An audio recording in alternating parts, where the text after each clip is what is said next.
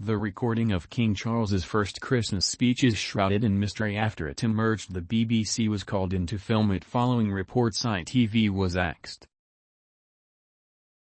Britons are gearing up to hear the new sovereign deliver his first Christmas address this weekend.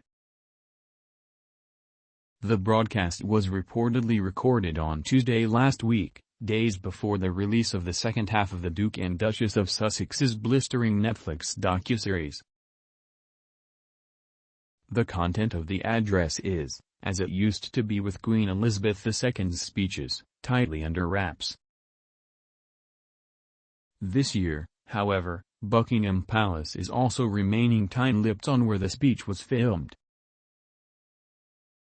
Moreover, The Sun wrote, the palace axed the film crew that had been initially booked to cover the historic event.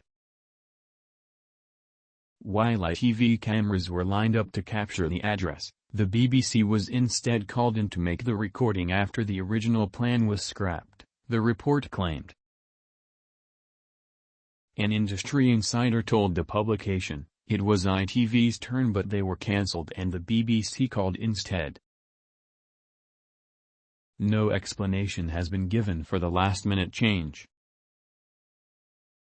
Traditionally, the BBC, Sky and ITV take turns to film the yearly speech and then share the footage with the rest of the world's media. They work on a rota-based system which changes every 2 years. ITV filmed Elizabeth II's last ever Christmas broadcast in 2021, and was set to the first ever televised speech delivered by a British king. The late Queen carried over the tradition started by King George V in 1932 and inherited by King George VI to deliver a Christmas address from Sandringham via radio waves.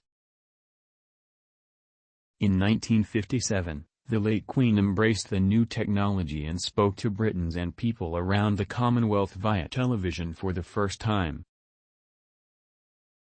Speculation is swirling ahead of the broadcast of King Charles's address, with royal watchers wondering whether he will abide by the blueprint set by his mother or he will give his own spin to the Christmas speech.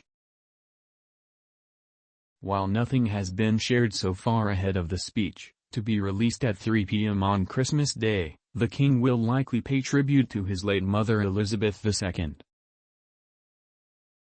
This year, the record-breaking sovereign marked her 70th year on the throne and celebrated the milestone during a long bank holiday weekend in early June.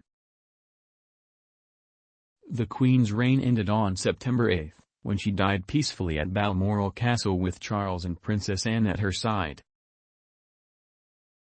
Buckingham Palace told The Sun it would not comment on its report.